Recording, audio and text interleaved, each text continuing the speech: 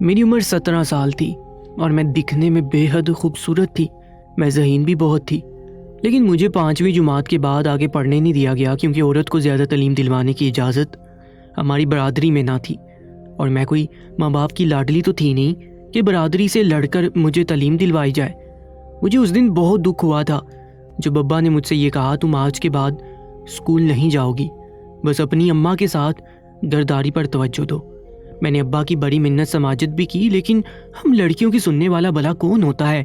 میری ضد، منت، رونا، بھوک ہڑتال کچھ کام نہیں آیا. رو دھو کر میں نے صبر کر لیا، اور یہ صبر مجھے اس مقام تک لے آیا کہ آج میں دلہن بنی بیٹھی تھی. جو مجھے دیکھتا میری قسمت پر افسوس کرنے لگتا. میرے آنسو تواتر سے بہہ رہے تھے. میرا جی چاہ رہا تھا کہ زمین پھٹے اور میں اس میں سما جاؤں. کاش کہ نکاح سے پہلے میری روح قبض ہو جائے. کاش کہ میں مر جاؤں. مجھے یہ ظلم نہیں سہنا تھا. میں کیوں اپنے بھائی کے کیے گئے قتل پر خون بہا میں کسی 8 سالہ بچے کی دلہن بنوں؟ کیوں ایسے گھر کی کنیز بن کر زندگی گزاروں جس کا مجرم میرا بھائی تھا؟ کب تک عورت باپ، بھائی، بیٹے کی خاطر بکتی رہے گی؟ کبھی جوئے میں ہار کر، کبھی ونی ہو کر، کبھی خون بہا کے بدلے، کبھی وٹے سٹے میں. ہم عورتیں کب تک مرد کی جاریت کا نشانہ بنتی رہیں گی؟ میں ایک ایسے بچے کے حصے لکھی جا رہی تھی جو میری فطری خواہش کو پورا کرنے سے قاصر تھا اور نہ ہی میری ذمہ داری اٹھا سکتا تھا. الٹا مجھے اس کو پالنا پڑتا. میرا دل اس بے جوڑ سے رشتے کے لیے بالکل بھی آمادہ نہیں تھا. لیکن ایسا کچھ بھی نہ ہوا تھا. نہ زمین پھٹی، نہ ہی کوئی آندھی طوفان آیا، اور نہ ہی موت کا فرشتہ مجھے لینے آیا. اور بہت سی بے زبان عورتوں کی طرح میں بھی اپنے بھائی کی خاطر بھلی چڑھ گئی تھی. میرے بھائی کی دین محمد کے بیٹے حق نواز سے بڑی گہری دوستی تھی. دونوں ہی ہر جگہ ساتھ نظر آتے تھے. لیکن نہ جانے ایک بار کس بات پر دونوں کی بحث ہو گئی، اور وہ بحث اتنی بڑی کہ وہ دونوں آپس میں دست و گریبان ہو گئے. اور نہ جانے کس نے میرے بھائی زمان کو ایک تیز دھار والا چھڑا پکڑا دیا. میرے بھائی غصے میں اندھا ہو جاتا تھا، اور اسی بات کا فائدہ کسی اور نے اٹھا لیا تھا. اس نے غصے میں وہ چھڑا حق نواز کے پیٹ میں مار دیا، جس سے خون کے فوارے جب نکلنا شروع ہوئے تو میرے بھائی کے ہوش اڑ گئے. وہاں موجود سب لڑکوں نے شور مچا دیا کہ زمان نے حق نواز کا خون کر دیا. میرے بھائی نے وہیں چھڑا پھینکا اور بھاگ کر گھر آ گیا. کیونکہ وہ کوئی پیشہ ور قاتل تو تھا نہیں، اس لیے سیدھا گھر کی طرف بھاگا. جب گھر پہنچا تو وہ بہت بدحواس تھا. اس کے چہرے کی ہوائیاں اڑی ہوئی تھیں. اس کے کپڑوں پر خون کے چھینٹے دیکھ کر میری اور اماں کی تو جان ہی نکل گئی.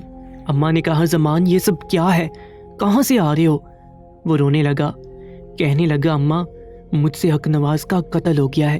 اس بات نے تو ہماری جان ہی نکال دی تھی. میری ماں یہ سن کر اپنا سینہ پیٹنے لگی، کہنے لگی یہ تو نے کیا کر دیا؟ زمان پنچایت تجھے زندہ نہیں چھوڑے گی. کمبخت تو نے ہمیں جیتے جی مار ڈالا. میری ماں بہن ڈالے رونے لگی. میرے آنسو بھی جاری تھے اور مجھے سمجھ نہیں آ رہی تھی کہ ماں کو سنبھالوں، بھائی کو، یا خود کو. میرے اور ماں کے بہن جاری تھے. جب ابا بھی بدحاسی میں گھر آئے، ان کو بھی کسی نے سب بات بتا دی تھی. ان کے پیچھے پیچھے گاؤں کے دوسرے لوگ ہمارے گھر میں داخل ہوئے. جتنے لوگ اتنی باتیں. کوئی بھائی کو قصوروار کہہ رہا تھا تو کوئی حق نواز کو. اسی لمحے دین محمد بھی ہاتھ میں کلہاڑی لیے بڑے جارحانہ انداز سے ہمارے گھر میں داخل ہوا، مگر ابا نے فوراً سے زمان بھائی کو کمرے میں دھکا دے کر دروازہ بند کر دیا. دین محمد کلہاڑی لہرا لہرا کے للکار رہا تھا، زمان کو باہر نکلو. میری اور اماں کی چیخو پکار شروع ہو گئی. دین محمد کی آنکھوں میں تو خون سوار تھا. جب ابا نے اسے بات کرنے کی کوشش کی تو وہ کہنے لگا دیکھ شکورے، تیرے پتر نے جان لے لی ہے میرے حق نواز کی. اللہ قسم جب تک اس کے خون سے ہاتھ نہ رنگ لوں حق نواز کو مٹی تلے نہیں دفناؤں گا. اس لیے میرے سامنے مت آنا ورنہ تو بھی جان سے جائے گا. میری اماں دین محمد کے پاؤں میں پڑ گئی، معافیاں مانگنے لگی. میرے باپ نے اپنے جڑیوں بڑے کپ کپاتے ہاتھ دین محمد کے سامنے جوڑے، رحم کی بھیک مانگنے لگا. لیکن وہ کچھ بھی سننے کو تیار نہ تھا، یہاں تک کہ ماں نے اپنا دوپٹہ اس کے پاؤں میں رکھ دیا. یہ عورت بھی کتنی مجبور ہے. لیکن اسی وقت بڑے چودھری کا خاص ملازم بھی ہمارے گھر پہنچ گیا. دین محمد سے کہنے لگا کہ بڑے چودھری نے کہا ہے تجھے انصاف ضرور ملے گا، لیکن فیصلہ پنچایت ہی کرے گی، اس لیے تو بڑے چودھری کے پاس چل. اس شخص کی بات سن کر دین محمد تنفر سے ہمیں دیکھتا ہوا وہاں سے چلا گیا. میرے باپ نے کمرے کا دروازہ کھولا اور زمان بھائی کے منہ پر پوری قوت سے تھپڑ مارا اور کہنے لگا، تو نے ہمارے سفید بالوں کا بھی لحاظ نہ کیا، اب دیکھ تجھے پنچایت کیسے زندہ درگور کرے گی۔ زمان بھائی پھوٹ پھوٹ کے رونے لگا، کہنے لگا، ابا مجھے بچا لے، میں مرنا نہیں چاہتا، مجھ سے غلطی ہو گئی ہے، میرے بعد تیرا کیا ہوگا؟ ابا میں تیرا اکلوتا وارث ہوں، میں غصے میں اندھا ہو گیا تھا، تیرا سہارا کون بنے گا؟ میری ماں زمان بھائی کو گلے لگائے بلک بلک کر رو رہی تھی۔ مجھے بھی اپنے بھائی کی فکر کھائی جا رہی تھی، کیونکہ دین محمد کے تیور معافی والے بالکل نہیں تھے۔ ہمارے گھر تو گویا قیامت ہی ٹوٹ پڑی تھی۔ کچھ دیر بعد بڑے چودھری کے گھر سے میرے ابا اور بھائی کا بلاوا آ گیا۔ میری اور اماں کی تو جان ہی نکل گئی تھی۔ جب تک ابا گھر نہیں لوٹے میں اور اماں جلے پاؤں کی بلی بنے رہے۔ میرے ہونٹوں پر دعا، آنکھوں میں آنسو تھے، لیکن بھائی کی سلامتی کی دعا کرتے ہوئے میں اپنی سلامتی کو بھول گئی تھی۔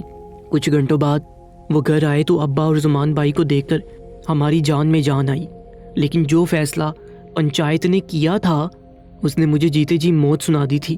ابا نے کہا، سب خیر ہو گئی ہے، پنچایت نے تیرے بیٹے کی جان بخشی کر دی ہے، بس زمین کا کچھ حصہ دینا ہے اور رانوں کو خون بہا کے بدلے دین محمد کے چھوٹے بیٹے سے بیاہنا ہے۔ یہ سن کر میرے ہاتھ میں پکڑا اسٹیل کا گلاس زمین پر گر چکا تھا جو میں ابا کو پانی دینے لائی تھی۔ زمان بھائی کی جان بخشی کے لیے ابا میرا سودا کر آیا تھا، مگر کیوں؟ کیا میں ابا کی زمین یا جائیداد تھی جسے خون بہا کے بدلے میں دینے سے پہلے ابا نے ایک بار نہیں سوچا؟ ابا تو یوں بے فکر تھا جیسے سارے مسئلے حل ہو گئے ہوں، اور اماں بھی زمان بھائی کو گلے لگا رہی تھی، اس کا ماتھا چوم رہی تھی۔ کیا بیٹا ہی سب کچھ ہوتا ہے، بیٹی کچھ نہیں؟ میری آنکھوں سے گرم گرم آنسو نکل کر رخساروں پر آئے تھے۔ میں ابا کے پاس آ گئی، میری آنکھوں میں بہت سے سوال تھے اور چہرے پر صرف دکھ ہی دکھ، کیونکہ میں اس حقیقت سے واقف تھی کہ خون بہا میں جانے والی لڑکیاں دوبارہ میکے کی شکل نہیں دیکھتی تھی۔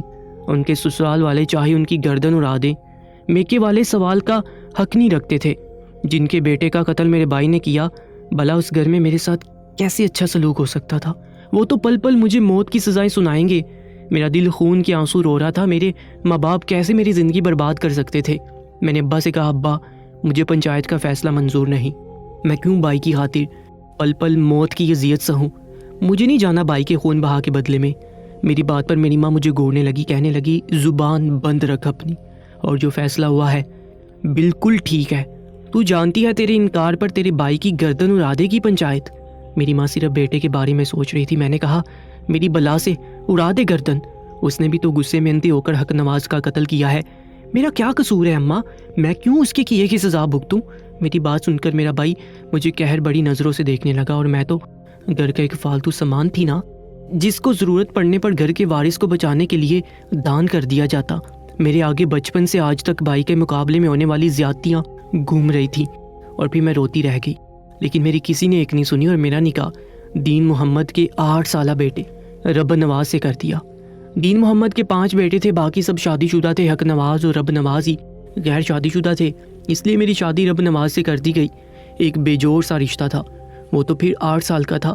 پنچایت اگر اس کی بجائے میری شادی دین محمد سے بھی کرنے کا کہتی تو شاید میرا باپ اس پر بھی اعتراض نہ کرتا، کیونکہ اس کو اپنے بیٹے کو بچانا تھا، کیونکہ وہ ایک مرد تھا، اس کے خاندان کا وارث اور اس کی آنے والی نسلوں کا امین۔ اور میں کیا تھی؟ ایک فالتو عورت۔ بس دین محمد کے 3 بڑے بیٹے گاؤں کے جانے مانے بدماش مانے جاتے تھے، سب گاؤں والے ہی ان سے ڈرتے تھے۔ اگر فیصلہ پنچایت تک نہ جاتا تو اب تک وہ لوگ میرے بھائی کے ٹکڑے کر چکے ہوتے، پنچایت نے ہی انہیں روک رکھا تھا۔ میں سسکیوں کے ساتھ رخصت ہو کر ایک زر خرید غلام بن کر وہاں آئی تھی۔ میری رخصتی پر بھی میرے باپ بھائی کا دل نہیں پگھلا، وہ خوش تھے کہ زمان کی جان بچ گئی اور بیٹی کو رخصت کرنے کا خرچ سے بھی نجات ملی۔ میرے گھر میں آتے ہی مجھے دین محمد کی بیوی نے مارنا شروع کر دیا، کہنے لگی، دین محمد تو نے کیوں پنچایت کا فیصلہ مانا ہے؟ کیوں اس منحوس کو گھر لے آیا؟ اسے دیکھ کر مجھے میرے جوان بیٹے کا بہتا خون نظر آئے گا۔ وہ کہنے لگا، جب تجھے حق نواز پر کیا گیا ظلم یاد آئے گا تو اس پر اتار سکتی ہے۔ اسے بھی اسی لیے لایا ہوں تاکہ اس کی عبرتناک انجام کو دیکھ کر ہر روز اس کے ماں باپ کا کلیجہ پھٹے، جیسے حق نواز کے لیے ہمارا دل پھٹ جاتا ہے۔